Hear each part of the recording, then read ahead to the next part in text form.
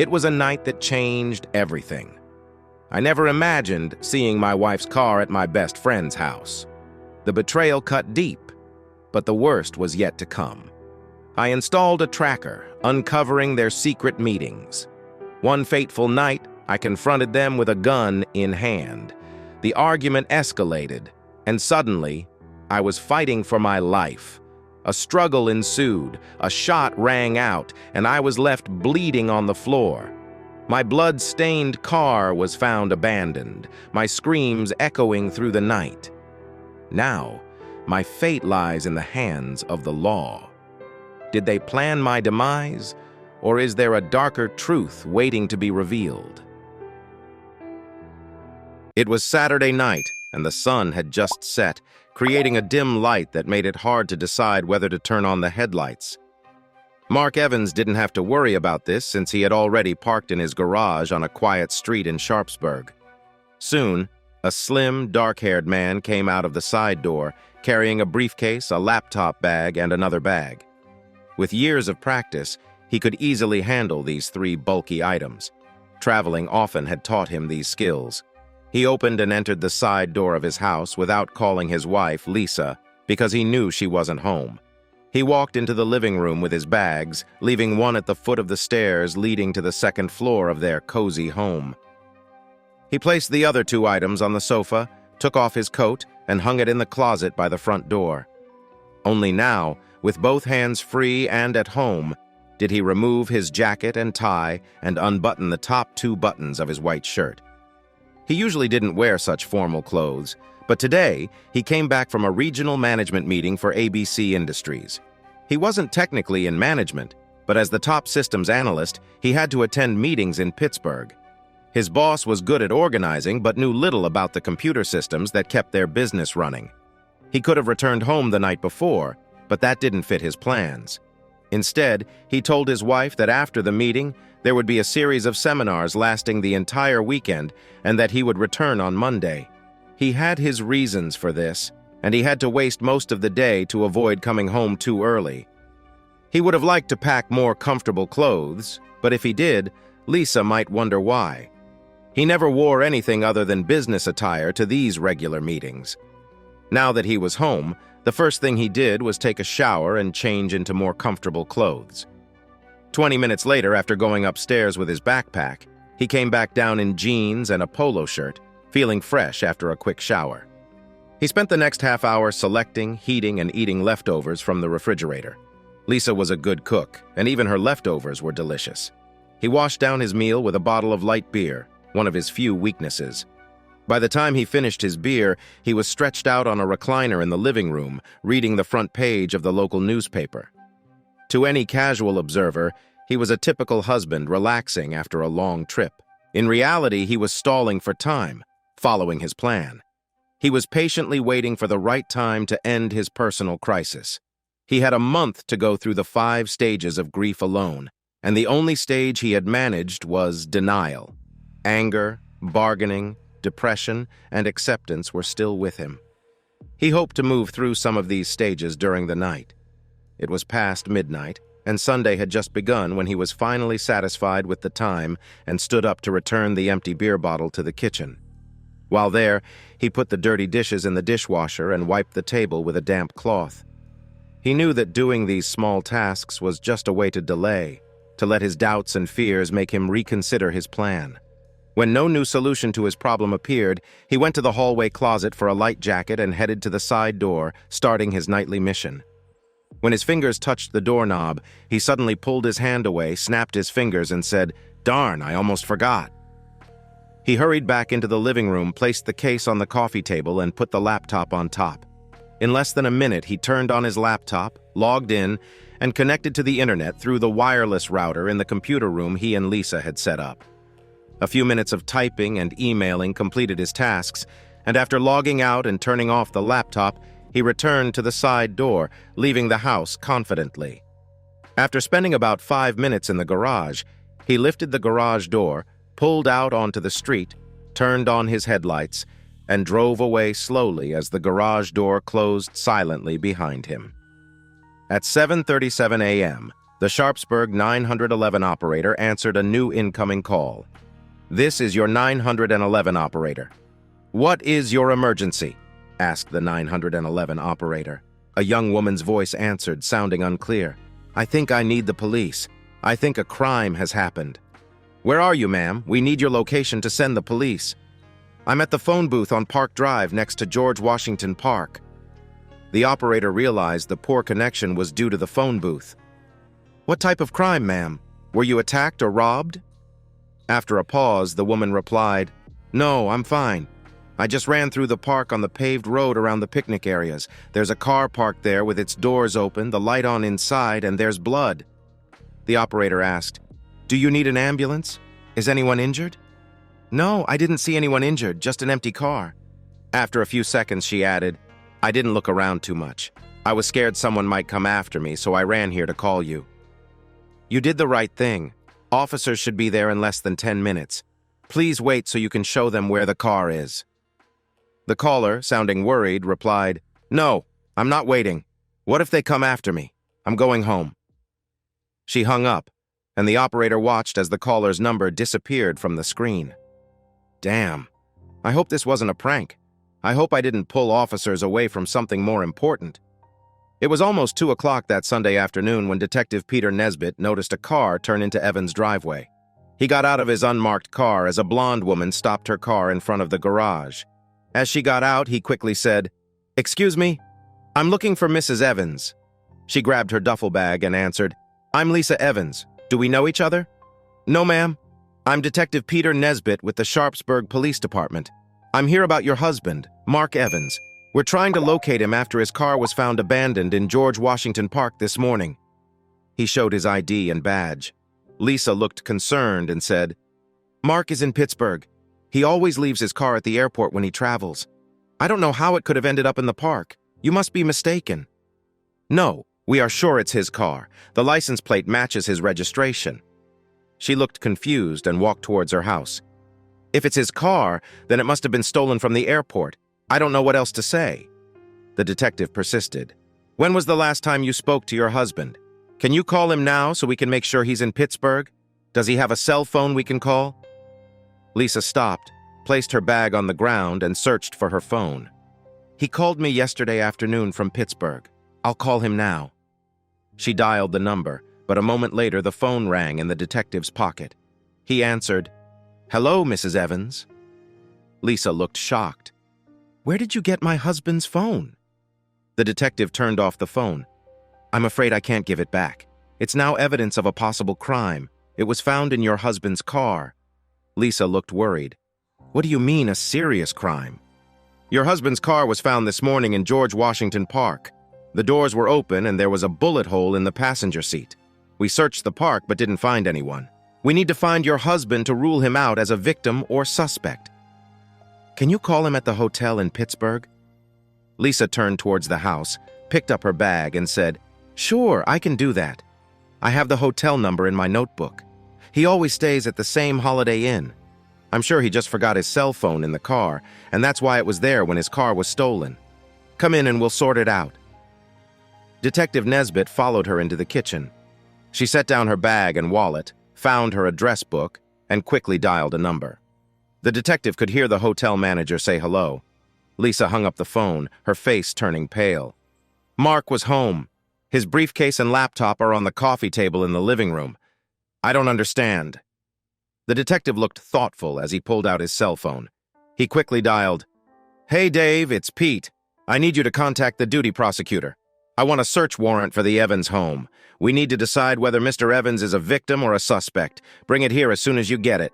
I'll be waiting." He hung up and sat down opposite Lisa. "A search warrant? Why do you need one? You can look at anything you want. Just ask. I want you to find my husband." Detective Nesbitt replied, "I want to do everything legally. If I conduct an illegal search and your husband is involved in something illegal, then what I find may not be used in court." Lisa, annoyed, replied, "Illegal? Mark isn't involved in anything illegal. He works with computers, for God's sake." "Well, something brought him back to town unexpectedly. Can you think of any reason why he might be here without your knowledge?" Lisa's face turned pale again, and she quietly muttered, God, no, he can't. Oh, no. Panic spread across her face, and she stared at the detective for several seconds. I don't know why my husband came home early. I just know he's not involved in anything illegal. Oh God, Mark might be injured somewhere waiting for help. You have to find him. Seeing how upset she was, Detective Nesbitt spoke more gently. We don't know anything for sure yet, Mrs. Evans. As a police officer, I have to do the right thing. Right now, there's no evidence your husband did anything wrong or that he was involved. Why don't you make us some coffee while we wait for my partner with the warrant? There's nothing more we can do right now. All of our officers are looking for your husband. His sympathetic tone seemed to calm Lisa, and she began to relax. She stood up and started making coffee for them. However, her calm didn't last long. When Detective Nesbitt suggested, maybe while we're having coffee, you can tell me how you spent the last 48 hours, she became tense and worried again. The two of them sat at the kitchen table drinking coffee. The detective recounted the details of how the car was found and its condition. Lisa seemed shocked by some of the details. He also described evidence of a second bullet fired into a body leaning against a piece of wood near the car, and that the bullet was being tested in their lab. The car was towed for inspection, and evidence was still being collected from it. The medical examiner and forensic investigator were still examining the scene. They had just started their second cup of coffee when Detective David Klein, Nesbitt's partner, arrived with the search warrant, accompanied by 2 forensic technicians. The 3 began a thorough search of the Evans home, Lisa's garage, and her car. Meanwhile, Detective Nesbitt asked Lisa to find her husband's razor and toothbrush so that they could obtain DNA samples to compare with the blood samples they had collected. When it came to DNA comparisons, Lisa was so stressed that Detective Nesbitt had to take her to the living room. He asked her to stay on the couch while he joined the others to finish searching the house. After an hour of searching the house with no luck, the detectives decided they only needed to take Mark Evans's briefcase and laptop. Detective Nesbitt discovered that the laptop was password protected, and they couldn't access it without finding a way to bypass it. Mrs. Evans, do you know your husband's laptop password? This question seemed to bring Lisa out of her despair. It used to be his name followed by his birth year. Try Mark 1971. Unfortunately, none of the old passwords worked. It's okay, Mrs. Evans. Our computer experts will find a way to bypass it. It shouldn't take long. The 2 items were tagged and transferred to a van by 2 forensic technicians who then left with Lisa Evans. Detective Nesbitt decided to get her preliminary statement. Well, Mrs. Evans, I need to know where you were this weekend. Let's cover Saturday morning until you came home this afternoon. He took out a notepad and pen ready to write. Lisa took a deep breath and began. I was doing household chores until noon on Saturday. Mark called me from Pittsburgh around 1 o'clock or maybe 1:30. We only talked for a few minutes. He said it was a pity he couldn't be home for the weekend. After that, I went shopping until about 4:30 and then came home around 7:30 p.m. I went to a friend's house and stayed the night. I woke up late in the morning and, as you know, returned home around 2 o'clock. She became more tense as she spoke, looking at the floor and rubbing her hands. Detective Nesbitt closed his notebook and tapped it with his pen before saying, We may need more details, Mrs. Evans. This will do for now, but be ready to provide more details and exact times if needed. He put the notebook and pen back in his pocket and stood up. He was about to leave to join the others searching the garage and Lisa's car when he realized he needed one more thing. Oh, Mrs. Evans, do you have any recent full-length photos of your husband? A good portrait would also help. We only have his driver's license photo, and something less formal would be better for the patrol officers. Lisa quickly walked to the bookshelf and selected a thick photo album. Here are some good recent photos, Detective. Take your pick. She returned to the couch, and the detective sat next to her as she opened the album. The last page had some very good photos. One included Lisa standing to Mark's right with a tall, well-built blonde man on his left. This one will do, the detective said, pointing to the group photo. We can crop you and the other guy out. He also selected another photo of Mark Evans alone. These 2 photos are perfect. As Lisa handed him the photos, he asked, Is that guy in the photo a relative? If we can't get useful DNA from a razor or toothbrush, a family member's sample might help. Lisa quickly replied, No, this is Blake Moore, my husband's best friend since high school. My husband has no family nearby. After thanking her for the photos, Detective Nesbitt joined the others in the garage, leaving Lisa at the kitchen table looking despondent. He started to feel sorry for her. Her husband was missing and might have been involved in a serious shootout. The fact that she didn't even know he was in town made the detective wonder what was really going on. Detectives, along with 2 forensic experts, soon finished searching the garage and car. During the inspection of Lisa's car, the technicians found something suspicious. They decided to tow the car back to the station for a detailed inspection and testing. While the technicians packed their equipment, the detectives stepped aside to discuss the case. Detective Nesbitt, looking back at the Evans house, asked his partner, "What do you think of Mrs. Evans? I've had mixed feelings about her, and the positive blood test on the car pedals worries me." His partner replied, "You have an advantage since you talked to her. I was just here for the search. She seemed like a typical worried wife, but you never know. Right now, I wouldn't bet on whether she's involved or not." Nesbitt then walked towards the side door, saying, "Come with me, Dave. Let's see how she reacts when we tell her." The 2 detectives knocked and entered. Lisa Evans, on her cell phone, looked surprised when they walked in. She quickly hung up without a word. "You're back. I thought you were done here." Peter Nesbitt stepped aside so his partner could observe her. "We thought so too, but the technicians found marks on the gas and brake pedals in your car. We're taking it for a thorough inspection. I hope you don't mind." Lisa replied, "That's fine. Do you think it's related to the park incident?" "We don't know yet. If it turns out to be connected, we'll need answers. Oh, and we'll need the shoes you wore today." "I haven't been near the park in weeks. I don't understand."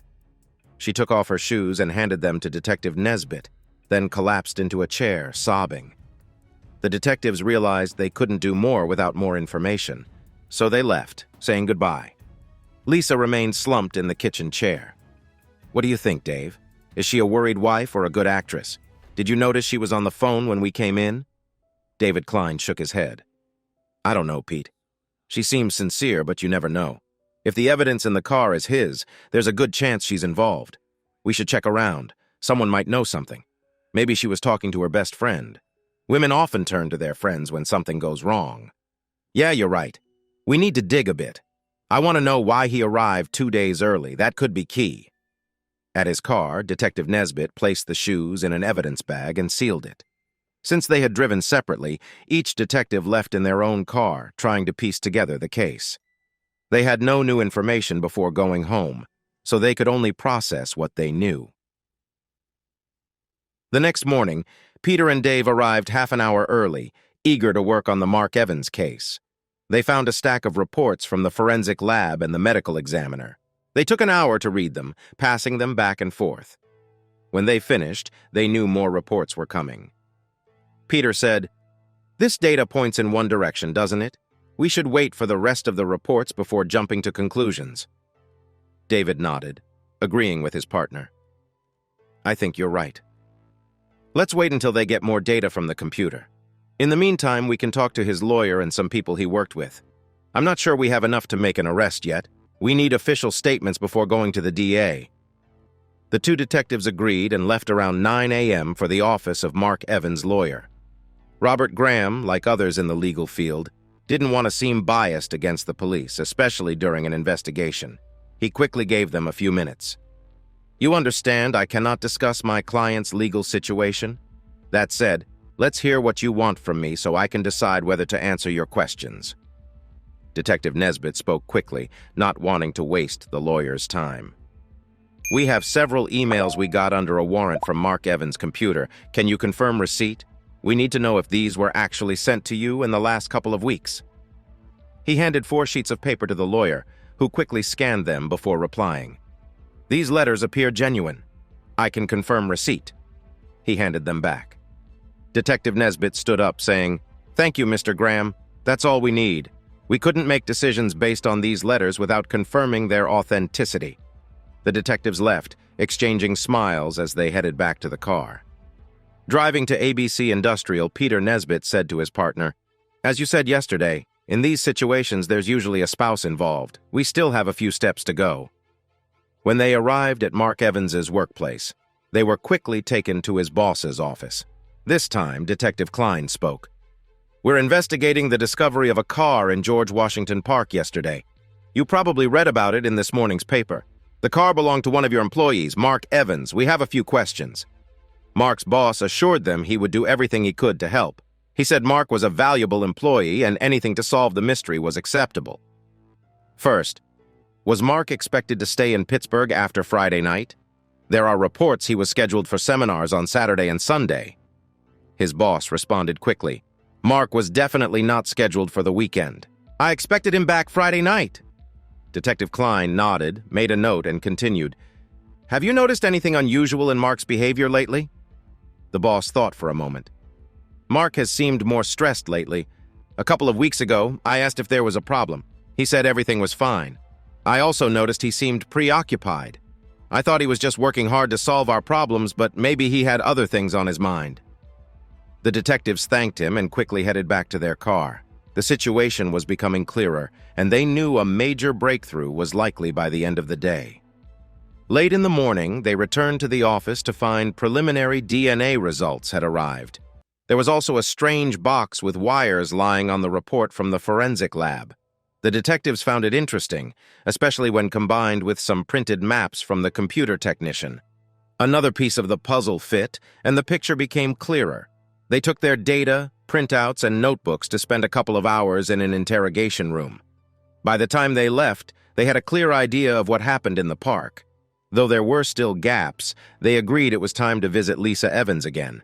This time, they had enough information to ask her some tough questions. Depending on her answers, there might be a reason to take her in for an official statement. The detectives arrived at the Evans home a little after 3 in the afternoon. They didn't call ahead to avoid giving her a chance to prepare. They wanted to surprise her. They walked to the front door and rang the doorbell like regular visitors.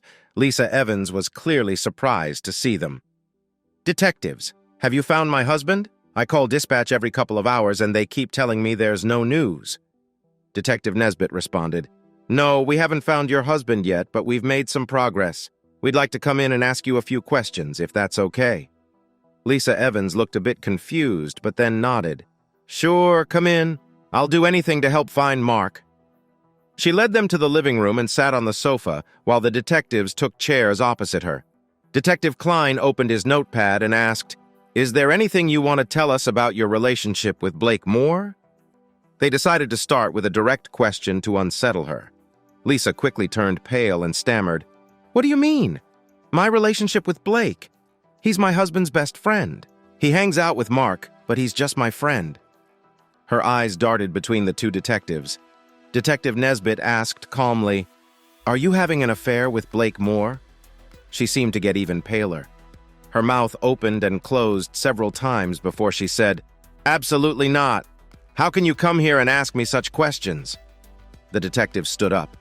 Detective Klein said, I think you'll have to come with us to the station for an official statement.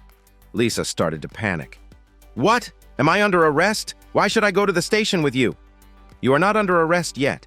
We believe you haven't been honest with us. We want an official statement. You can request a lawyer if you wish. Lisa looked desperately from one detective to the other. I don't need a lawyer. I haven't done anything. If you want me to come to the station, I'll do it. I'll do anything to help find Mark. She quickly stood up and the detectives escorted her to the car. Pete gave Dave a nod of approval as they helped her into the back seat. They drove silently back to the police station. At the station, they led Lisa to an interrogation room, choosing the darkest one with old furniture to create a negative atmosphere. We'll leave you here for a few minutes while we get our paperwork. Are you sure you don't want to talk to a lawyer? Detective Nesbitt asked, giving her another chance to decide.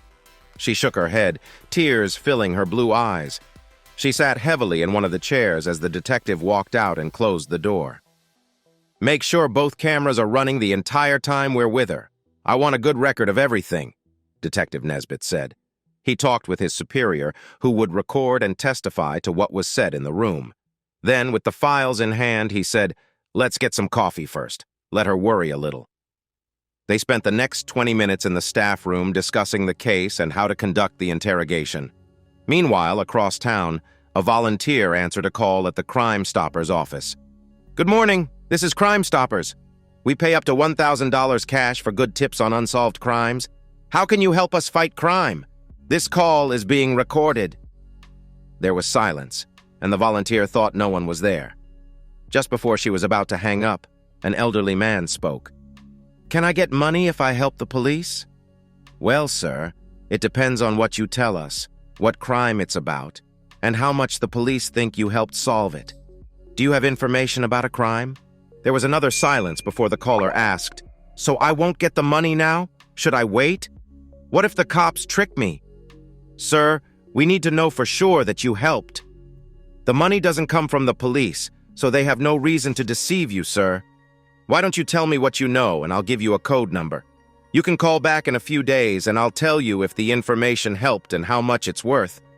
The man, sounding annoyed, replied, "I want the money now. I need money now." "Well, sir, that's how it works. What do you mean you need money? If you need food, I can give you the addresses of shelters that provide food." "I don't need any damn food. I need money. You know the grape juice that sells for $5 a bottle?" The woman chuckled to herself, but kept her tone professional. "I'm afraid I can't help you with that right now. If your information is useful, you'll probably be able to buy many bottles of grape juice." "Good. Then I'll wait." I saw someone throw a weapon into the river. I was under the 3rd Street Bridge minding my own business on a Sunday morning. Or at least I think it was Sunday when this guy pulled into a public parking lot. He had a weapon and 2 shovels. He threw them into the river right in front of me. I was scared he'd see me and use the weapon on me.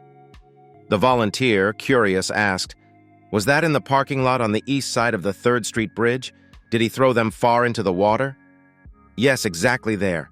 And no, he just threw them off the end of the little pier. They shouldn't have any problems finding the weapons. He was large, with light hair. His car was dark blue, and the license plate started with AS. I forgot the rest because Jimmy brought some juice, and we shared it, but the rest is true. I once owned a Chevrolet Impala SS in Arizona, so I remembered." The woman wrote down the information and prepared to end the call. "Well, sir, I have everything I need. Remember this number, 127. Call back in a few days and say you're calling about tip number 127. I'll tell you if the information was helpful to the police and where you can anonymously collect the money." The call ended, and the Crime Stoppers operator relayed the information to the police contact. He suggested sending a diver soon, since getting guns off the streets was a top priority. A police diver arrived at the scene just over an hour later and quickly found the 3 items in the river. Reports were completed and submitted to Crime Stoppers. By 2:30 a.m., the shovels were with the property clerk and the guns were taken to the forensic lab for testing. Once the weapon was registered, it became clear that the caliber and type of casing matched perfectly with a recent crime scene in George Washington Park. A test bullet fired from the gun matched a bullet recovered from a log in the park. The report was sent to the detectives in charge, and a technician was dispatched to retrieve the shovels. As different events can happen in parallel, they can also intersect. That's what happened when the detectives and their commander left the staff room. They encountered a clerk delivering ballistics and Crime Stoppers reports. "Detectives, I was just bringing you this information. We've obtained the weapons used in the George Washington Park shooting.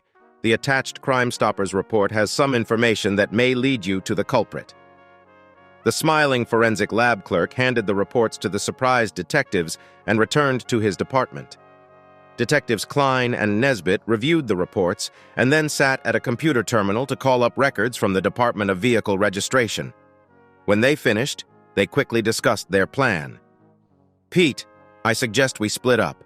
I'll start interrogating our guest in the interrogation room, and you can take a uniformed officer to visit Mr. Moore.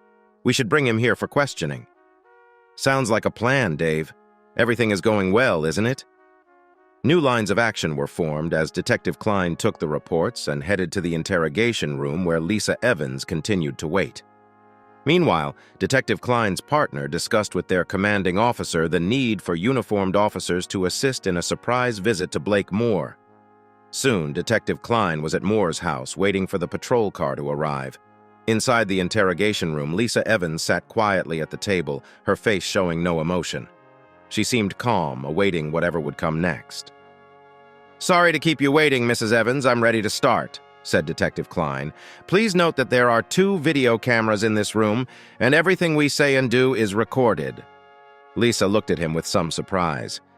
"I don't care if you record us. I have nothing to hide." He got straight to the point. Okay, let's begin. I'll start where we left off at your house. Are you having an affair with Blake Moore? Yes or no? This direct question had a noticeable effect on her. Her shoulders sagged and she looked away. After a few seconds, she quietly said, "Yes." Detective Klein pulled a couple of pages from the stack in front of him. "It's good that you decided to be honest. We have evidence of your affair here, printed from your husband's laptop." She looked shocked. "What do you mean? Do you have proof? Nobody knew about Blake and me." "Your husband certainly knew. Here's an email he sent to his lawyer almost a month ago, saying he wanted to start preparing divorce papers on grounds of adultery. Here's a map from 2 weeks ago, showing the route you took that day with timestamps indicating you spent 2 hours at Blake Moore's house. And here's a copy of the email your husband sent his lawyer that day, telling him how you lied when you said you were home." He slid the papers across the table, each one stopping in front of her. She looked at the papers and then at the detective several times before picking them up and confirming they showed what he said. Finally, she spoke. "How? How could Mark know where I was? This map?" She traced the route marked on it, showing her path from home to her lover's house. "I don't know how your husband found out initially, but he installed this tracking device in your car." He picked up a small black device and handed it to her. It had 200 stamped on its side and Rocky Mountain tracking below. He bought it online with unlimited tracking and used his laptop to get a full real-time location history, including addresses and timestamps. He could know where your car was every minute since he installed it. She looked at the small device as if it were a scorpion. "Are you saying Mark has known about us for weeks? Oh, God, and he wanted a divorce." She began to cry again. Detective Klein took the moment to return the documents and tracking device to the stack next to him. He definitely knew, along with the times and places of all 4 of your meetings with his friend in the last month. The last map was created just after midnight on Saturday, the night he disappeared. It was around the same time he sent an email to his lawyer saying he was going to Moore's house to confront you both.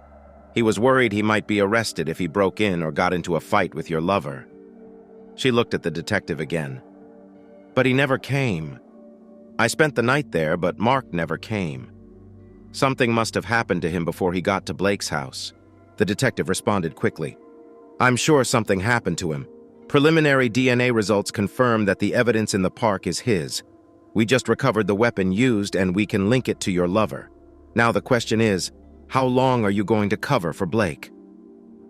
"Blake never did anything to Mark. I was with him the whole time and he never left that night. We were together all night in his bed," she said, her eyes leaving the detective. Detective Klein pulled a few more pages from his stack.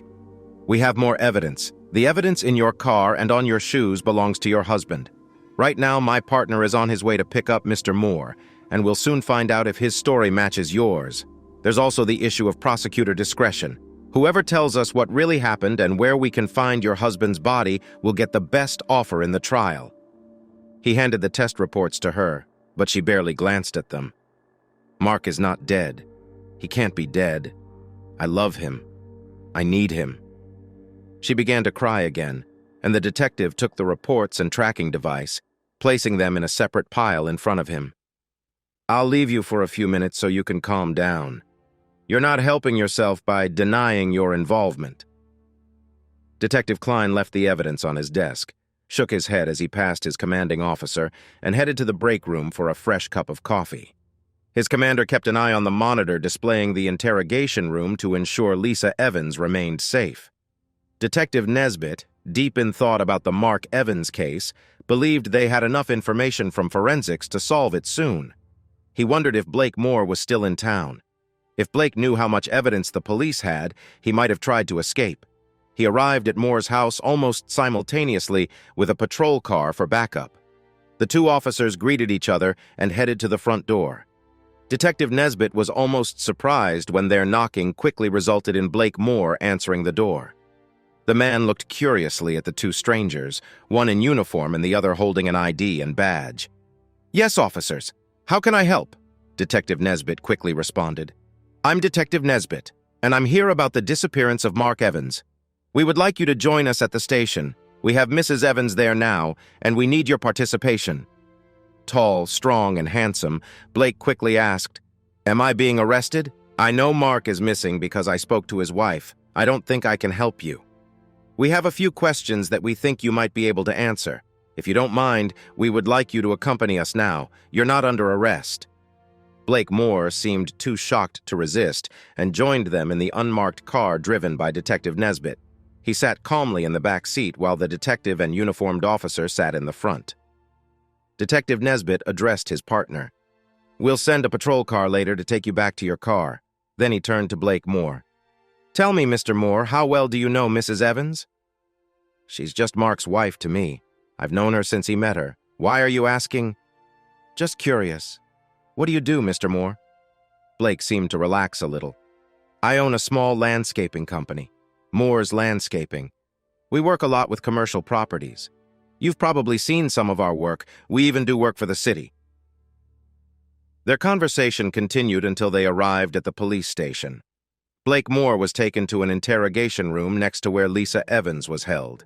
He waited alone while Detective Nesbitt collected documents from his desk. A few minutes later, Detective Nesbitt began questioning Blake Moore, similar to how he had questioned Lisa Evans. Blake initially denied having an affair with Lisa, but emails and tracking reports quickly made him change his story. He admitted to the affair, which had lasted almost 4 months, but vehemently denied any involvement in Mark Evans's disappearance. He insisted that neither he nor Lisa left his house the night Mark disappeared.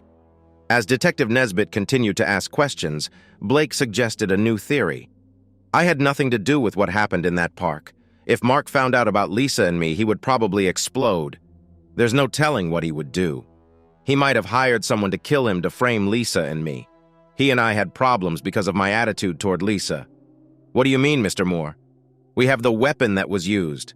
A witness described you and your car, stating you were responsible for throwing the weapon into the river. They even gave part of your license plate number. Don't try to spin a story that Mark Evans staged an elaborate suicide to frame you and his wife." Blake Moore became very agitated and responded, "You don't know Mark. We've been best friends since elementary school. But I've known for years that it's better not to be seen with his girlfriends or now his wife. In high school, I dated one of his girlfriends behind his back. When he found out, he got so angry that he scared me. I'm bigger and stronger than him, but he scared me. He warned me he'd kill me if I ever did it again."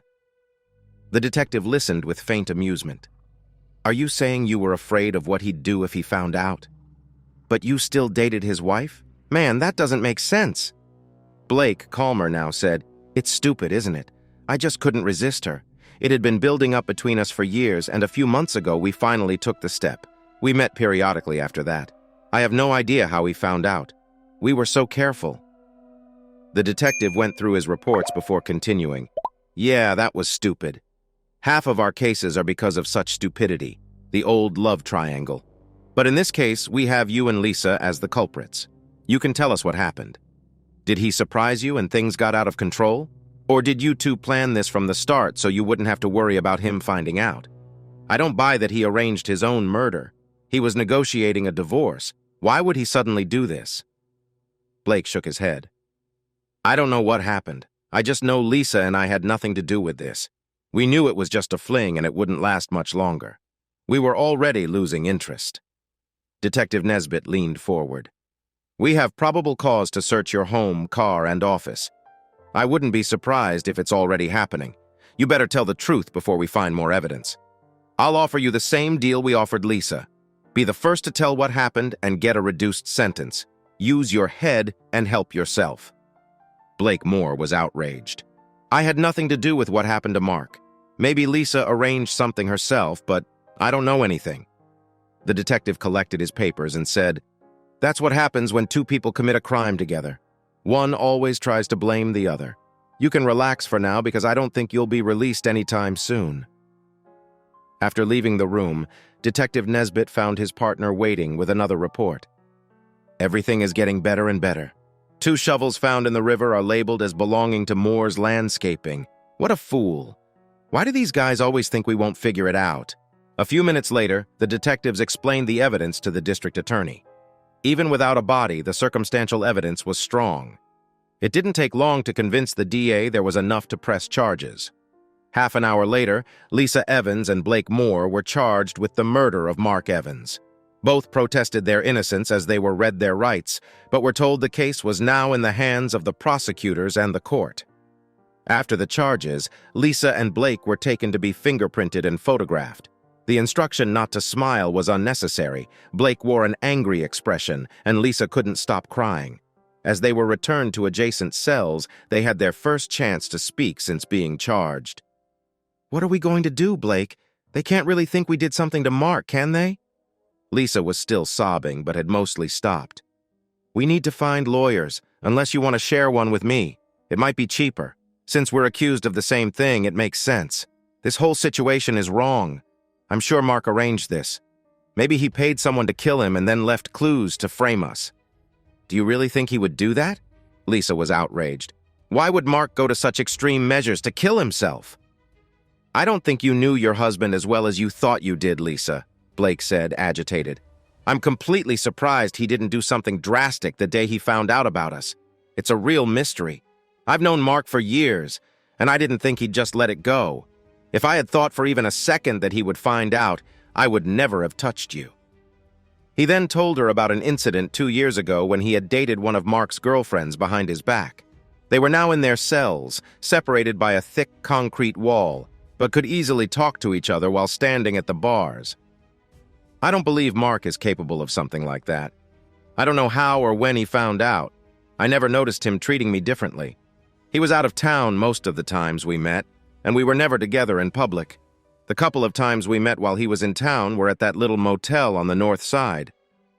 After some thought, Lisa continued, "I shouldn't have betrayed him. Even if he's not dead, he'll still want a divorce." Her voice broke several times, showing her worry. Blake managed a few sobs before saying, "Damn it, Lisa. Give it a rest. You should have realized how it would end if he caught us. You knew what you were getting into the first time you came to my house and ended up in my bed." His words had the desired effect, and she stopped sobbing. After a few seconds, she said quietly, "You're right. I can only hope he will forgive me." They were both silent for a few minutes before Lisa suggested, "I could call Robert Graham. If he agrees to represent us both, we could split the costs." They agreed on this plan. When Lisa managed to attract the attention of a passing officer, she was taken to a small room with a telephone and a phone book. Her call to Robert Graham was not as easy as she expected, as he informed her that, being Mark's divorce lawyer, he could not represent her. He suggested Basil Smith, a lawyer with extensive experience in criminal matters. She quickly agreed, and Basil was on his way to discuss the case. Blake was glad to hear that the lawyer was on the way and thanked her for calling. They both returned to the wooden benches in their cells and waited. When Basil Smith arrived, they were taken to a small room for lawyer-client meetings. Basil Smith looked every bit the part of a lawyer. He was short and stocky, with thin dark hair framing his bald spot. His dark blue striped suit completed the professional look of a man about 50 years old. The introduction was quick, and the two nervous clients waited while he studied the copies of the indictment documents handed to him. After reading, he looked up and said, "So you are both accused of murdering Mark Evans? What can you tell me about what the officers told you? Mrs. Evans, you first. Briefly, please." Lisa summarized what had happened since Detective Nesbitt met her in the yard on Sunday afternoon. By the time she was talking about being fingerprinted and photographed, she was crying again. Between sobs, she concluded, "I had nothing to do with what happened in the park. I love Mark. I couldn't hurt him." Basil Smith thought for a moment before turning to Blake. "Now it's your turn. No unnecessary details." Blake quickly laid out what happened from the moment officers arrived at his home. He did not cry as he told his story. He concluded, "Lisa and I had nothing to do with Mark's disappearance or what happened at the park. I've told Lisa and the cops the same thing, and now I'll tell you, Mark Evans set this up. I believe he paid someone to kill him and frame us." Blake's claim that Mark was dead brought tears to Lisa's eyes again. Their lawyer looked at her briefly, then said, "Now is not the time to convince each other. Your first priority will be bail. Based on what you've told me and these charging documents, I expect bail to be around $100,000 for each of you. Will that be a problem?" Lisa looked stunned. Do I need $100,000 for bail? She was ready to panic, knowing she did not have such funds. No, Lisa, you only need 10% or $10,000 cash to cover the $100,000 bail in this state. Full bail is not required unless the judge orders otherwise, the lawyer quickly explained. After this, they both wondered if they could be released immediately. Tomorrow morning you will be charged and bail will be set. Then you can complete the necessary paperwork to get out. You'll spend the night here tonight, so accept it, the lawyer said. Both clients reacted negatively, but he told them there was nothing he could do until they were officially charged. Once bail was posted, he would talk to the district attorney to get the evidence against them. They were returned to their cells where neither of them slept much. Dinner was greasy takeout. They had one blanket for the night and noisy cellmates. The next morning, they met with their lawyer at 10 a.m., shortly before their first court appearance. No one in the court, not even the judge, cared about their appearance when they entered their pleas of innocence and set bail at $100,000 as expected. Blake, having both his home and business as assets, quickly posted the $10,000 bail and was released by early afternoon. Lisa, however, was not so lucky. Unlike Blake, she did not have exclusive ownership of the house. She was also shocked to find that her savings account, which she expected to have over $20,000 in, was empty. Desperate, she called her parents for help. Convincing her parents to cover her $10,000 shortfall was one of the hardest tasks of her life. After much persuasion, they finally agreed, but by then it was too late to complete the paperwork, and she spent a second night in the cell, this time with two rowdy cellmates. She spent most of the night huddled in a corner under her blanket. By noon the next day, all the financial paperwork was completed, and she was finally allowed to leave the station and return home. She immediately took a shower, went to bed, and ignored several calls, letting the answering machine take them. The next month passed quickly for the two defendants. Within the first few days, Lisa learned that the money had been withdrawn by her husband about 10 days before his disappearance. Her lawyer discovered a letter sent to Robert Graham, Mark's lawyer, explaining that he withdrew the money so Lisa couldn't take his share once the divorce papers were served. The letter stated that he would return her share once they reached an agreement. Lisa and Blake met several times with Basil Smith, who informed them that he had received copies of various reports and evidence summaries from the district attorney. He hoped all charges would be dropped due to the lack of a body or witness. Basil suggested hiring a private investigator to prove that Mark had somehow staged his own death or disappearance. Blake was eager to agree, but Lisa still couldn't believe Mark would do such a thing. She thought Mark was the victim of a botched carjacking and found it no less logical than Blake's theory. Even so, she couldn't admit that everything pointed to Mark no longer being alive. Over the next few weeks, they received regular reports from the private investigator, but they were all the same. He found nothing. Basil Smith also suggested finding the old tramp who reported the disposal of weapons and shovels. Basil obtained a copy of the Crime Stoppers call recording, and the detective used it to canvass areas where homeless people commonly stayed. No one recognized the voice. It also seemed strange that the informant never called to see if tip number 127 had earned him any money. They had to accept the possibility that the caller simply forgot the number or even forgot that he called. This population was highly mobile, moving from one area to another based on factors like weather, police presence, and opportunities for quick income. Although he didn't mention it, Basil Smith noticed that his two clients were no longer getting along. They didn't volunteer information, but shortly after they were released on bail, Blake suggested to Lisa that they could now meet as much as they wanted. Her response was quick and firm. "I want nothing to do with you except our business. You kept pushing and I gave in. Now I've lost Mark." She broke into tears again, something that had been happening frequently. Blake's response was short and final. "Do as you please, Lisa. You're not the only woman in town." Since then, they only spoke in the presence of their lawyer to avoid any conflict. About a month later, Basil Smith arranged a meeting with District Attorney Jeff Bogdan. Lisa and Blake hoped the charges would be dropped. They were constantly bothered by prank calls and questioned by friends about their relationship. Dropping the charges would let them return to normal life. They were surprised at how young and stylish Jeff Bogdan looked. He could have been their lawyer's son, but with a full head of hair. The prosecutor spoke as soon as they sat down. "I'm glad we could meet quickly. I have the final reports from the medical examiner and police, and the forensic reports are complete.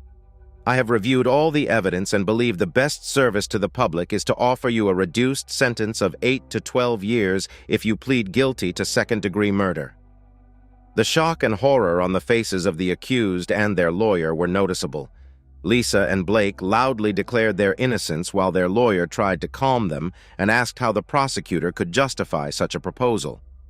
When they calmed down, Jeff Bogdan continued, "Since the initial charges, I have received new reports.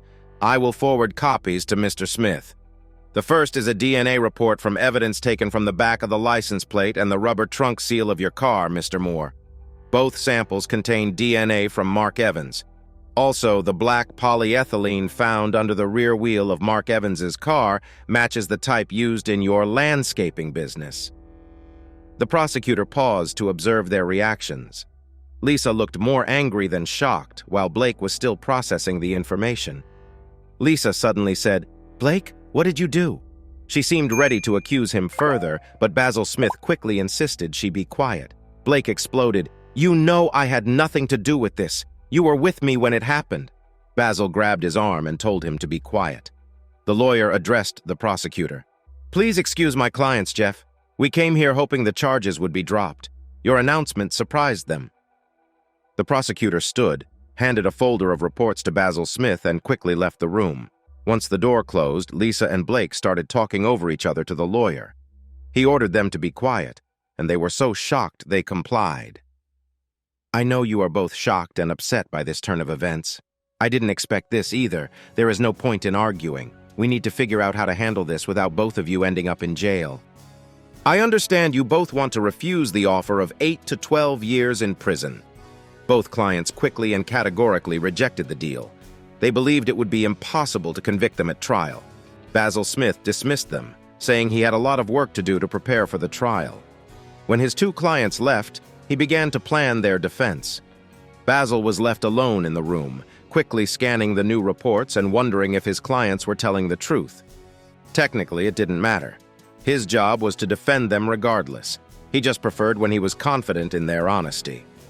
Several months passed, and the trial of Lisa Evans and Blake Moore was set to begin at 10 a.m. on Monday. As everyone in the courtroom stood, Judge Robert Cox took his seat. Basil Smith sat between his two clients at the defense table, hoping this setup would manage their strained relationship. He had thought about suggesting they hire separate lawyers, but knew they couldn't afford it. Blake Moore's business was struggling, and Lisa Evans had quit her job due to the stress of the upcoming trial and the difficulty of dealing with her estranged husband's friends. District Attorney Jeff Borden's opening statement was the first significant development. He got straight to the point. "Dear jurors, we don't have the body of Mark Evans. However, we will show you that he is dead and that the two accused are guilty of his murder." He started slowly, explaining that the accused began an affair several months ago. Mark Evans found out and started divorce proceedings. Some details, like how and when Mark became suspicious, remained unknown. Borden described how traces found on Mark's computer would prove he knew when and where the accused met. Emails would show his progress in tracking them, preparing his finances for the divorce, and his intent to confront them. "We cannot show exactly when the three met, but we know the results. We believe they met at Mr. Moore's house, where Mr. Evans was neutralized. He was then driven, unconscious, to a remote part of George Washington Park, less than half a mile from Mr. Moore's home." At this point, Lisa Evans lost her composure. After several warnings from Judge Cox, her lawyer finally calmed her down so the prosecutor could continue. Borden stated, "Through precise investigative techniques and forensic tests, we can prove both defendants were at the crime scene. The defense will say they were not there, using their own testimony as proof. They will claim that each was with the other at the time of the murder. This interesting testimony should not distract you from returning a guilty verdict." This statement was difficult for Basil Smith. He tried to rebut it by emphasizing the presumption of innocence and the lack of concrete evidence in such a circumstantial case. He asked jurors to ignore the prosecutor's opening statement and focus on the evidence presented at trial. It was a bold effort, but several seasoned court reporters from local newspapers felt the district attorney had won the first round.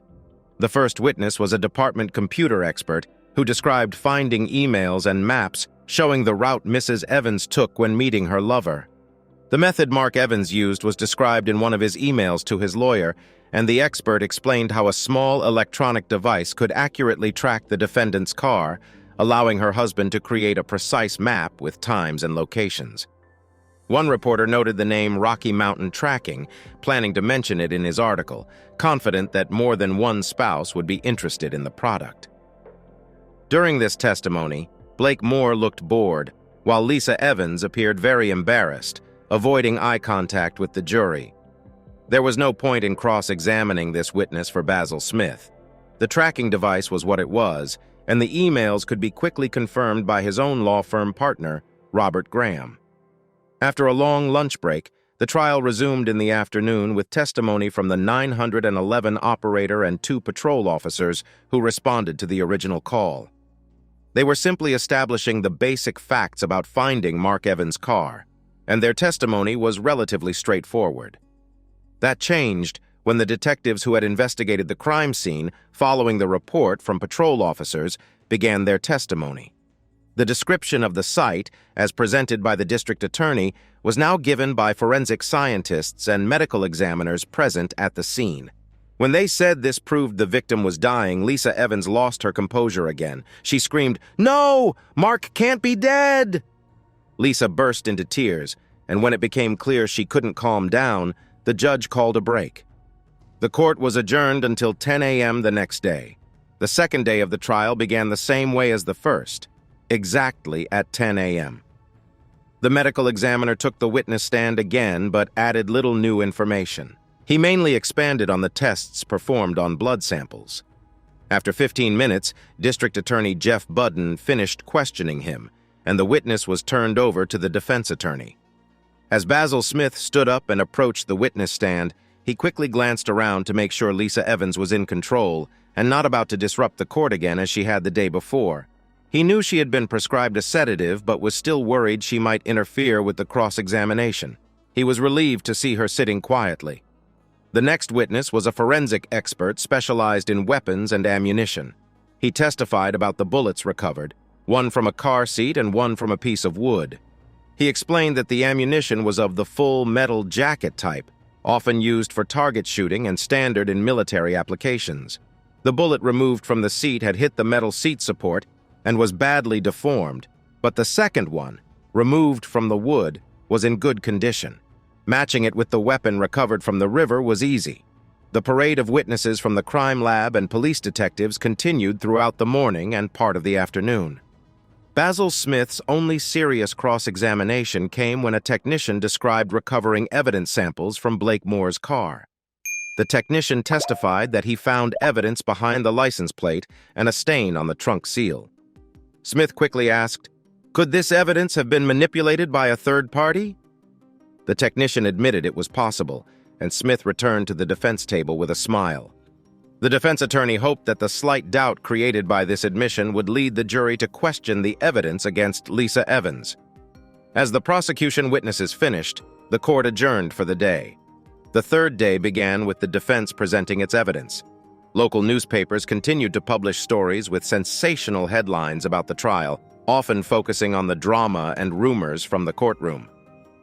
Serious articles suggested the defense faced an uphill battle against the overwhelming evidence presented by the prosecution. They also noted the absence of a body could complicate reaching a verdict, especially if the defense questioned whether Mark Evans was truly dead. Basil Smith's strategy became clear during cross-examination. He aimed to create doubt about whether Mark Evans was really dead. His first defense witness was Dr. Wilbur, a recognized evidence expert often hired for trials. Smith asked, "What do you think about the testimony of the medical examiner who spoke about the evidence in this case?" Dr. Wilbur, after putting on his glasses and looking at his notebook, replied, "I believe the collection of evidence could have been done much better. If soil samples had been properly analyzed, a much more accurate estimate of the total quantity at the scene could have been made. The lawyer continued, "Based on your review of the evidence collected, do you have an opinion about the actual amount of blood at the scene?" Dr. Wilbur replied, "I believe it's possible that just 1.5 pints could have created the picture as recorded." The final question was, do you think the person who lost the blood shown in the photographs could have survived? Dr. Wilbur's one-word answer was, yes. There was no cross-examination by the district attorney. Basil Smith then called Blake Moore to testify. Blake calmly and directly stated that he was not guilty of murdering Mark Evans and believed that Mark had arranged his own death. He also testified that he never owned a gun and that the shovels found in the river could have been stolen from one of his company's work sites. Basil Smith wanted to keep the testimony simple and quickly handed his witness over to the prosecutor for cross-examination. The prosecutor's first question was, "Why do you think Mark Evans would arrange his own murder?" Blake immediately recounted the story of Mark's reaction in high school when Blake dated Mark's girlfriend behind his back. He described how Mark threatened to kill him, suggesting a violent tendency. The prosecutor considered this and then asked, "So, Mr. Moore, this isn't the first time you've been involved with a woman whom Mark Evans would consider off-limits. Don't you think that if he were to kill someone, it would be you?" Blake couldn't answer directly and began to boast about his physical advantage over Mark, implying that this would deter Mark from attacking him directly. "So you think you could intimidate your best friend into arranging his own murder? Did that make you comfortable about pursuing his wife? Are these the actions of a true friend?" "You don't need to answer, sir," the prosecutor continued. "It's clear that your actions and assumptions are those of a narcissistic womanizer who believes every woman belongs to him, regardless of friendship." Basil quickly objected, saying the prosecutor was testifying rather than asking questions. The judge agreed and instructed the jury to disregard the prosecutor's last statement. However, the damage was done. Blake left the stand clearly upset, but without further comment. Basil Smith knew Blake's testimony hadn't gone as planned and hoped Lisa Evans's testimony would turn the tide. Blake's testimony and the prosecutor's questions had painted him in a bad light. They hoped this wouldn't affect the jury's opinion of Lisa. Lisa seemed composed as she took the witness stand. Her lawyer asked her similar questions to those he asked Blake. She firmly stated that she did not participate in harming her husband and that she loved him and would never hurt him. When asked what might have happened, she suggested his car might have been stolen. The prosecutor began his questioning. "Can you explain where you were from midnight Saturday, when your husband sent his last electronic message until 2 p.m. on Sunday?" Lisa was embarrassed and replied, "I told Mr. Smith where I was. I was at Blake Moore's house from 8 p.m. on Saturday until about 1:30 p.m. on Sunday." "You didn't quite answer the question. Give us a timeline of what you did from midnight Saturday until you returned home on Sunday." Lisa looked confused. Finally, she said, "At midnight, I was in Blake's bedroom and we had sex." The prosecutor motioned for her to continue. "We fell asleep around 1 a.m. or maybe a little after. So, from midnight until about 1 a.m., you had sex and then fell asleep. What then? Continue with your timeline." "We slept until about 5:45. I remember getting up to go to the bathroom," she said. "Was Mr. Moore in bed when you woke up?" "Please continue." "Yes, he was. We had sex again and went back to bed around 6:30, then got up around 11 in the morning." Her answer started slow, but the words came faster as she clearly wanted to finish quickly. "So, when you returned from the bathroom, Mr. Moore initiated sex with you, and this continued until about 6:30 a.m., at which point you fell back to sleep. Is this true?" Lisa was very embarrassed and said, "No, that's not entirely true. He wasn't awake when I got back to bed. I woke him up." The prosecutor was surprised but quickly recovered. "You woke him up? What did you do, shake his shoulder to ask if he wanted to have sex?" Lisa was really embarrassed.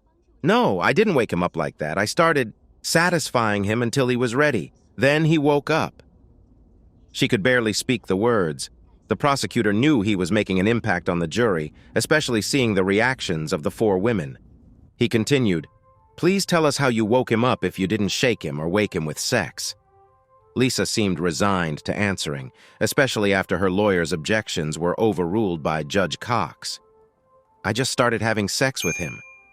Then he woke up, she said, turning very red and looking away from the jury, which was opposite to her lawyer's advice to maintain eye contact. Jeff Bogdan went for the final blow. You told your lawyer earlier that you loved your husband. Is this true? He expected an energetic yes from Lisa, but her response was weak. He continued, You say you loved your husband, but you spent the night he died in his best friend's bed having sex. How can we believe you weren't involved in his murder? Lisa had no answer. She cried quietly, covering her face with her hands. Judge Cox finally ended her ordeal by asking if there were any more questions. When both sides said no, he adjourned the trial for lunch.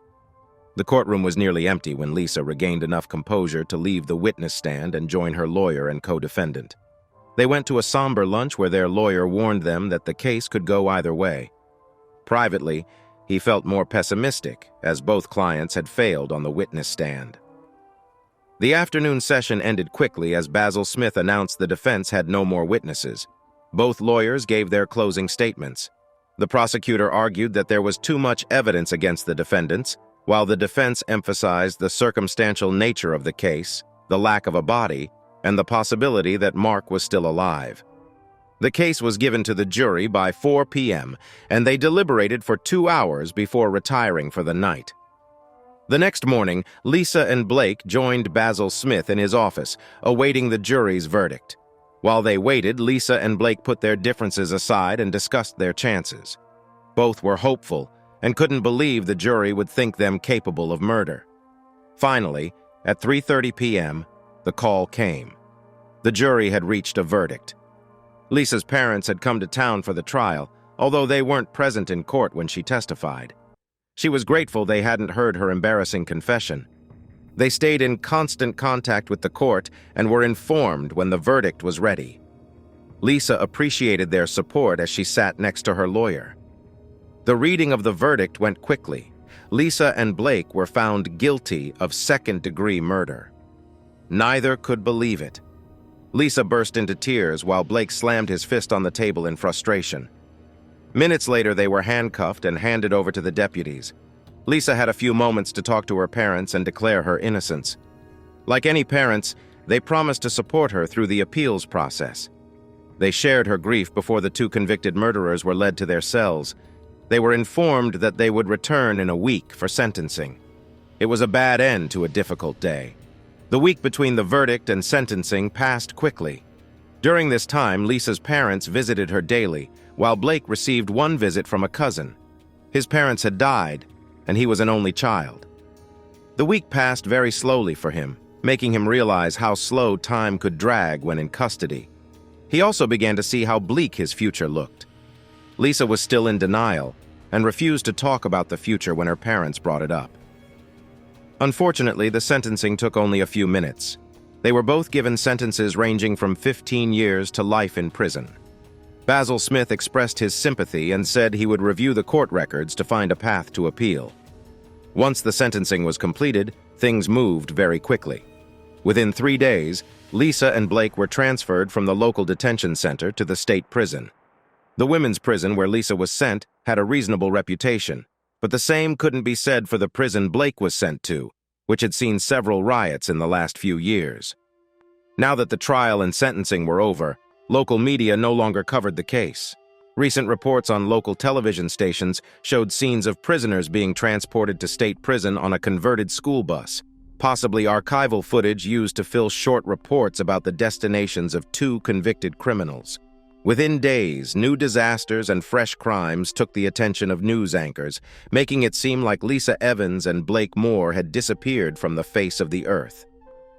A couple of months after the verdict, Basil Smith joined Jeff Bogdan for a drink after a new case brought them together again. The Evans murder case still haunted Basil, and he told Jeff, "You really went after them."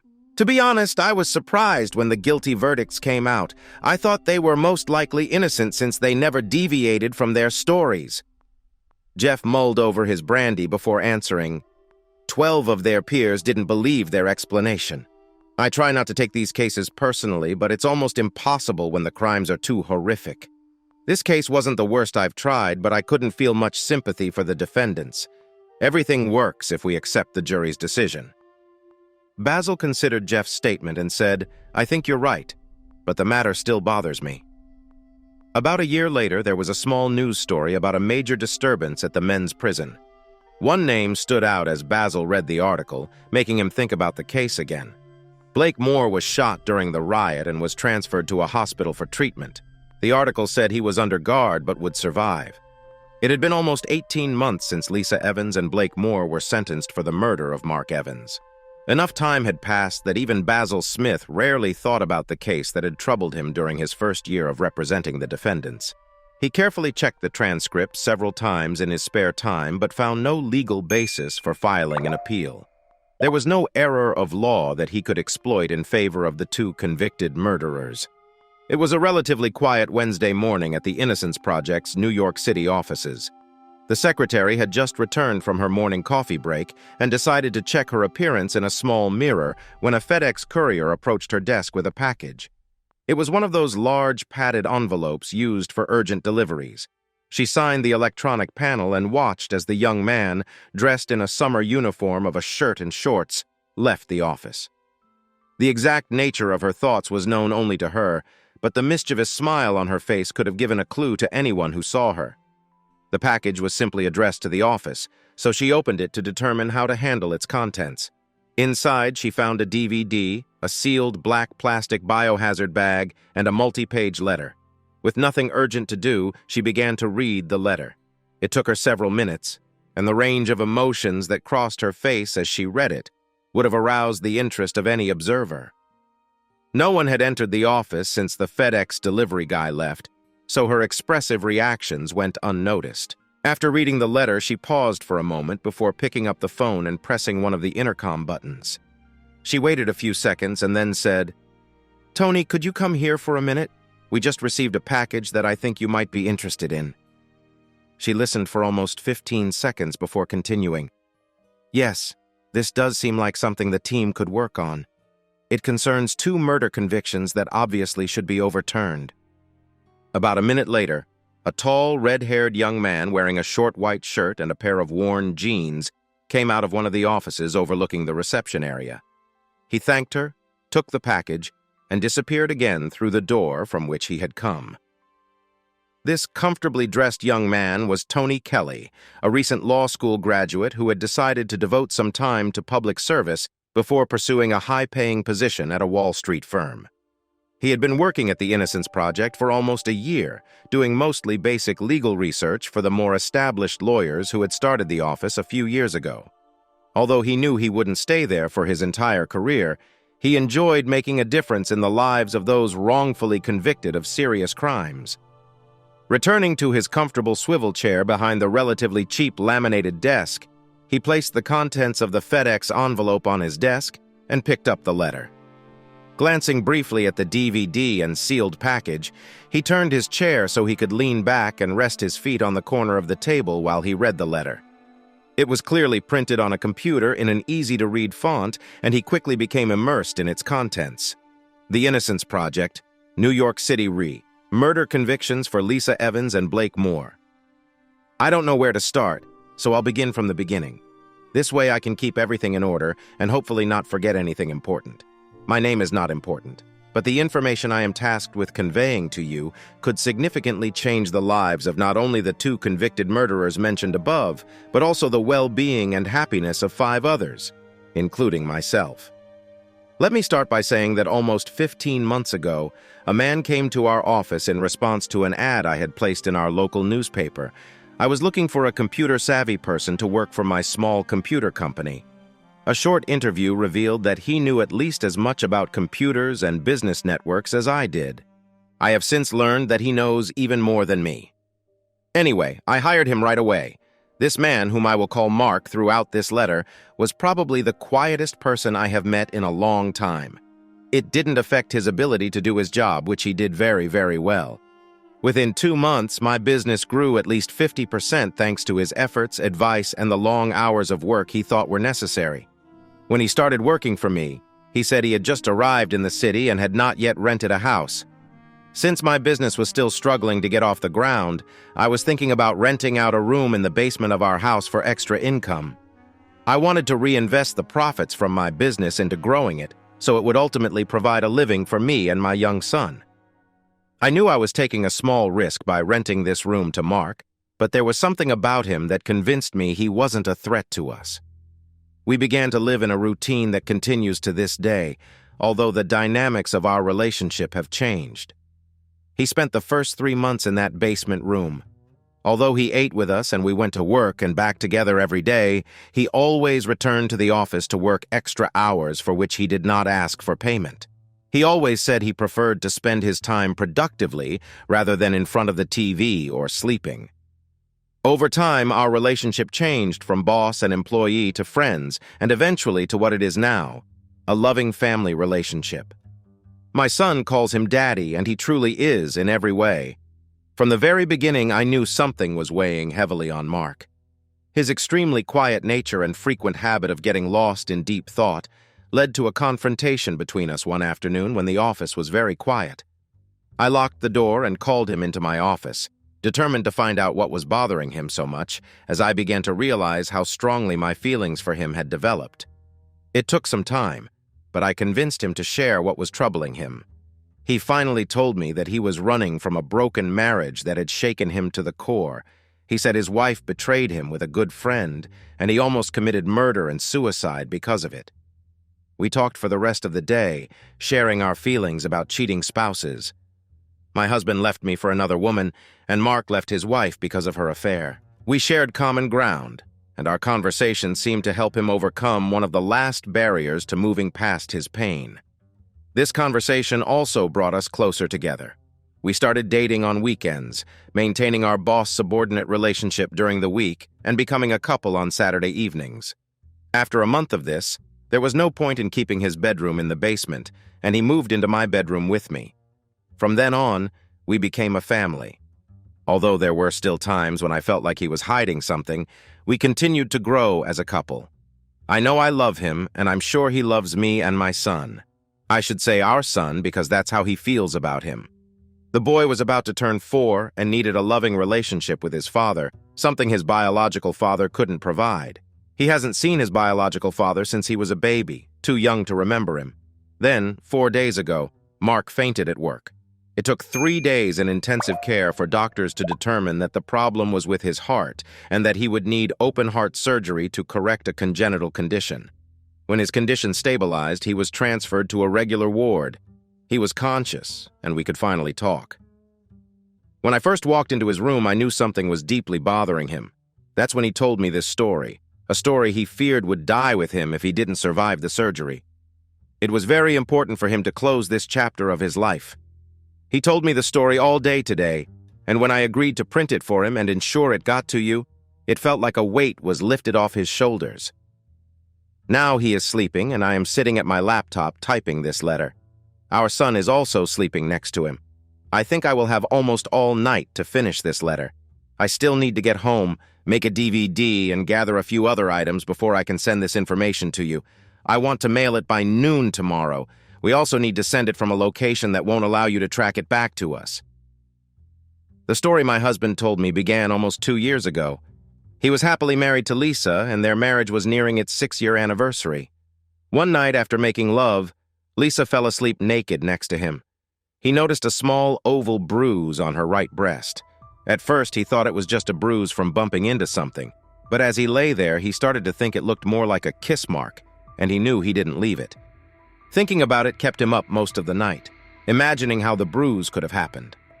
The next day, it was still on his mind when he went to work. By the time he got to his office, he decided he was being paranoid. After all, he had no real evidence of anything wrong. Shortly before lunch, the manager of the parts delivery department came into his office. The man had ordered a tracking device for trial use to better coordinate their delivery fleet and wanted Mark to evaluate it. Mark was left with the device, the software, and all the instructions. It didn't take him long to decide how he would test it. 3 days after installing the device in his wife's car, he was sitting at his desk and decided to check the monitoring program. She had told him she was going shopping that day, but the tracking device showed that she went straight to Blake Moore's house, his best friend. An hour later, he checked again, and her car was still there.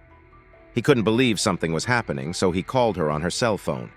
When she told him she was shopping, he knew something was seriously wrong. That night, he casually asked her about her day and had to listen to her explain about the purchases she made. He told me he felt almost physically ill but decided not to jump to conclusions immediately. He decided to keep an eye on her for another week while he was on a business trip. He tracked her car across 3 states and saw that she spent from 8 p.m. to 2 a.m. at Blake's house. When he spoke to her the next day, she told him she had been home the entire previous evening. The shock of confirming her infidelity was almost unbearable. When he returned from his trip, he thought about murder. He knew Blake was a ladies' man, but never thought he'd target Lisa. His wife's betrayal broke his heart. That first night home, he visited an elderly widow next door, ostensibly to borrow a wrench from her late husband's toolkit. Mark knew her late husband had hidden a gun in the toolbox because his wife had forbidden him from keeping a gun in the house. One day, he showed it to Mark when they were drinking beer together. Instead of taking a wrench, Mark found and took the revolver. As he explained to me, his intention was to kill Blake and Lisa and then commit suicide. He decided to wait until the next time they met while he was in town. It would have been easy for him to leave work, go to Blake's, catch them together, and then carry out his revenge. While monitoring his wife's car for a few weeks, he ordered his own tracking device to return the one he was given for evaluation. He's lucky Lisa and Blake didn't meet up for another week because if they had, my son and I would never have met Mark. During the days he waited for them to meet again, he came up with a better plan. He decided to frame them for murder and described to me how he did it. It took him a week to plan and another week to gather everything he needed. When he was ready, he made up an excuse to be away for the weekend, confident they would meet while he was out of town. After tracking his wife's car while he was gone, he finally saw her leave their house and drive to Blake's. This was his signal to act. He prepared evidence to indicate he was in the process of divorcing his wife. The final element was an email to his lawyer pointing directly to Lisa and Blake. Apparently, he almost forgot to send it, which could have ruined the plan. The last thing he did before leaving home was use the neighbor's revolver to shoot the passenger seat of his car and a piece of wood he had collected. The sound was muffled by an old blanket and the closed garage. Shooting these targets was a huge relief because he knew he had finally begun his revenge. You should look for archives of newspaper articles available online. Mark followed the trial daily online and said much of what he did was documented by court reporters. When he told me what he had done, it sounded like one long story.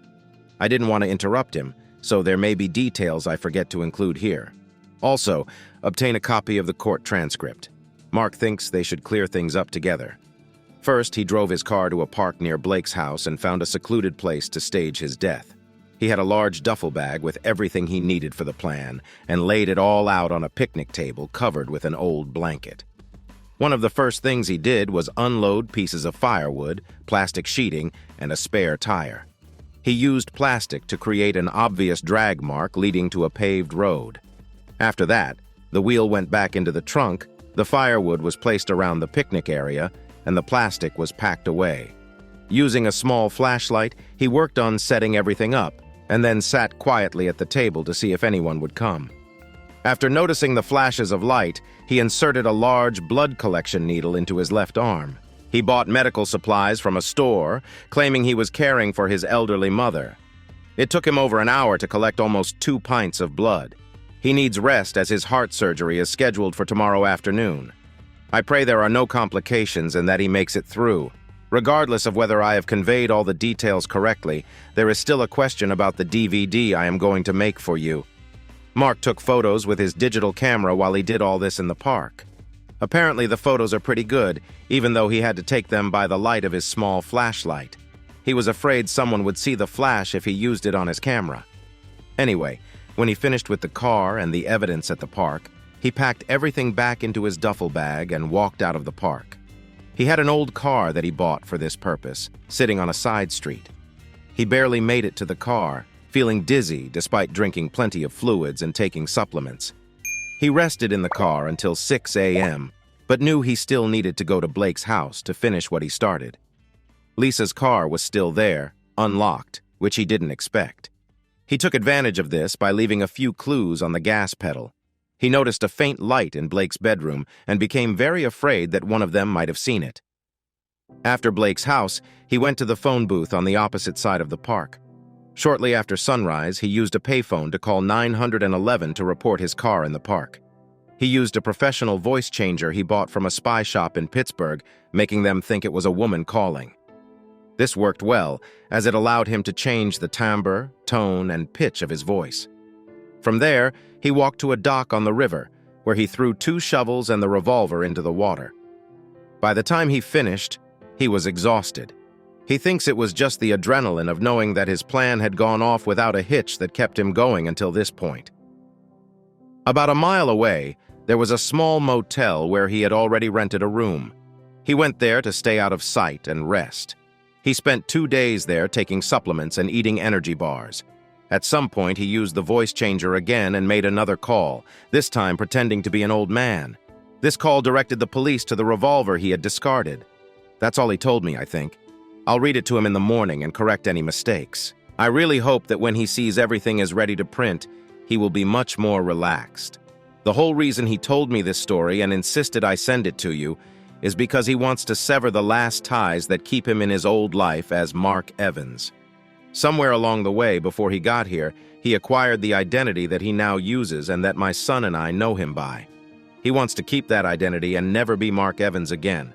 Please do everything you can to overturn the convictions of Lisa Evans and Blake Moore. Tomorrow, I'm going to buy a copy of the New York Times and a stamp pad.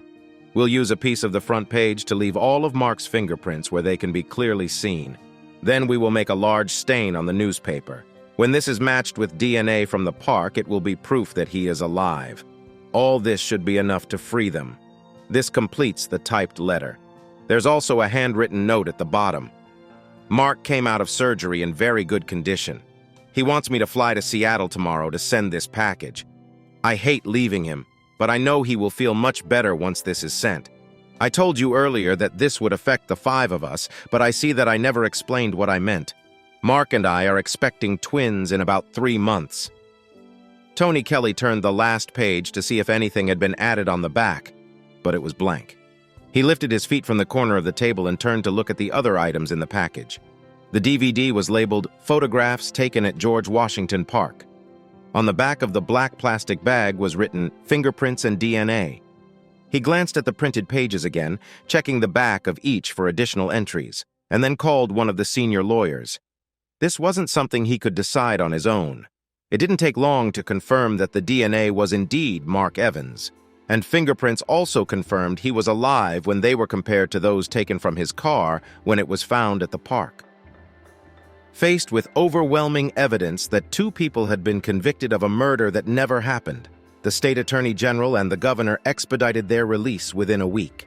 They returned to the courtroom where they were convicted, along with Basil Smith, Lisa's parents, and even District Attorney Jeff Barden and some government officials. The state's attorney general apologized to the court system and the state for their wrongful conviction. He also said that the blame for this entire unfortunate affair lay on the shoulders of Mark Evans. The judicial system worked, but was led astray by the determined efforts of a single man. He then announced that their office would make every effort to find Mark Evans and hold him accountable for the significant amount of money he caused the city and state to spend. The costs of the police, forensics, trial, and imprisonment were being calculated, and he intended to recover them. Charges would also be filed. However, when a reporter asked him if they had any idea where to start looking for Mark Evans, he simply shook his head. Blake Moore seemed to undergo a personality change. The self-confident and overconfident man was replaced by someone much more willing to compromise. He apologized to Lisa for causing the events that led to their nearly a year and a half in prison. Lisa seemed indifferent. She looked completely devastated, caring only about leaving the courtroom with her parents as quickly as possible. Before they left, Basil Smith and the district attorney added their apologies for what happened. Both lawyers felt they had been seriously deceived by Mark Evans's manipulations. They both felt that they should have been smarter and not fallen for the tricks of the vindictive husband. Later, both thought to themselves that they would have to be much more attentive to the details of future cases. Although the Attorney General believed the state had no liability, Lisa and Blake were each paid $50,000 after signing a waiver of any further legal action or damages. Shortly after receiving his check, Blake Moore left town. His business went bankrupt, and his house was sold to pay legal fees. There was nothing left for him to do there. His only comment to Lisa after they were handed the checks was, "Mark really screwed us over, didn't he? This check is only a fraction of what my house and business would be worth if he hadn't found out about us. I hate to say I warned you, but I knew he set us up." Lisa was still only a shadow of her former self. She lost the house she and Mark owned due to non-payment and repossession.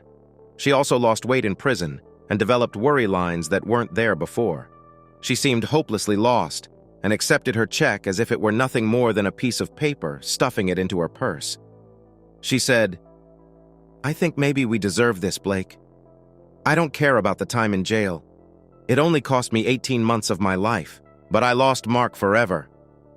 She left with her parents without even saying goodbye. 2 weeks after news channels reported on Lisa and Blake's release, a large package arrived by courier at the office of lawyer Basil Smith. Inside was a short note to the lawyer and a sealed envelope addressed to Lisa Evans. He made an appointment to deliver her letter. On his way home at exactly 5 p.m., the lawyer knocked on Lisa's apartment door. After a short and polite conversation, he left her standing at the door, looking at the envelope with worry and a little hope. Finally, after she brought it into the kitchen and stared at it for a few more seconds, she opened it. The familiar handwriting on the envelope told her it was from Mark, and she knew she just had to read what he wrote. "Lisa, I would like to apologize for allowing you to spend so long in prison. I've never been vindictive before, but the betrayal from you and Blake almost drove me crazy. My new life and the happiness I have found has finally made me realize that until I free you both, I am just as much a prisoner as you. I know that the authorities will be looking for me for some time, but I am confident that I am safe in my new life with my new family. Good luck and goodbye, M." The short letter fell from her hand and to the floor, taking with it the last faint hope of reconciliation with Mark. Thanks for listening to One Infidelity Hit. If you liked what you heard, don't forget to hit that subscribe button and drop us a like.